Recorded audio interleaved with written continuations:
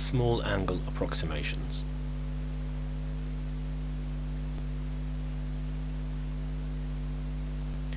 Okay, so sine theta is approximately equal to theta when the angle is small and measured in radians. So as an example, if theta is equal to 0.1 radians, then we should be able to show on the calculator that the sine of 0.1 is approximately equal to 0.1.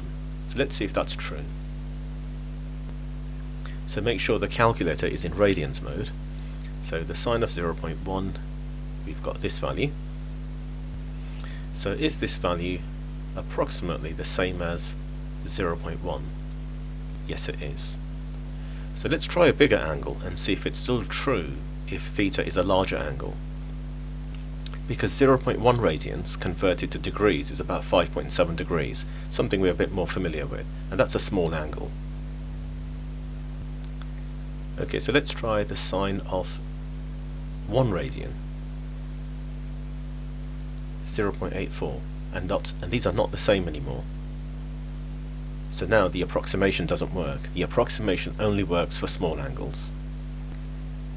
Okay, the next one is for tan theta, and it shows that it should be approximately equal to theta, the angle. So if I do tan 0.1, I'm expecting 0.1 as the answer. So back to the calculator, again radians mode, tan 0.1, and that is approximately 0.1. So this, again, is true. Will it work for a larger angle, tan 0.5 for instance? 0.55. What about even larger, tan of 1.2? And you can see, the larger the angle gets, the approximation is completely useless. It's only true for small angles in radians. I'm going to try the same thing in degrees. I've converted to degrees on the calculator. So let's do the tan of 5 degrees, a small angle. Will it give me 5? No, it doesn't. The relationship here is only true for small angles in radians. And finally, cos theta is approximately equal to, and this one's different, it's 1 minus the angle here squared divided by 2. So if we try the same thing again, I need to show that cos of 0.1 should give me what I've got on the right hand side here, which is 1 minus the angle squared divided by 2. So let's see if this works. I'll start with the left hand side. So back to radians first. So cos 0.1. And now for the right hand side.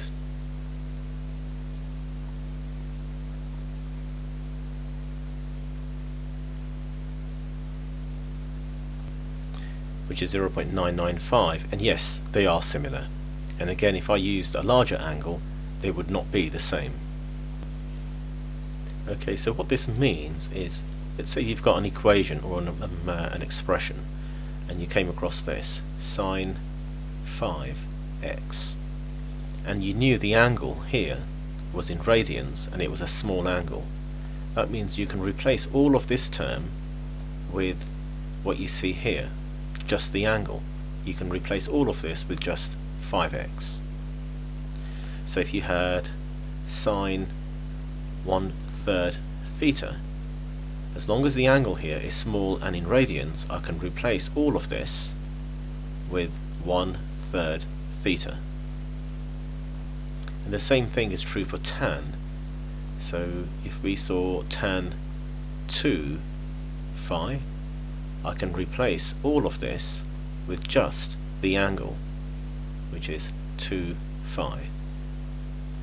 And for cos, so cos 2 theta, I can replace this, as long as the 2 theta is small and in radians, with 1 minus the angle, I've got to put the angle in brackets, squared over 2.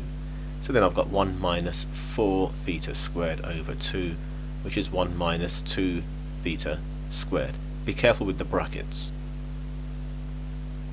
Okay, so example 1, we can simplify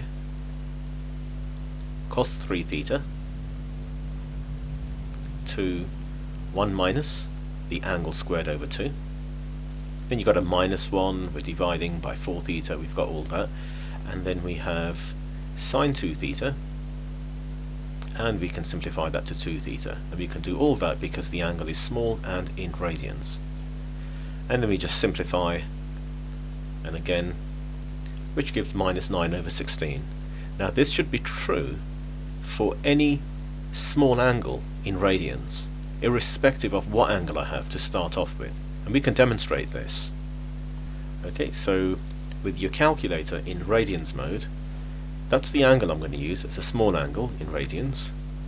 Okay, so I'm going to put that into here, and here it is, which gives minus 0.562.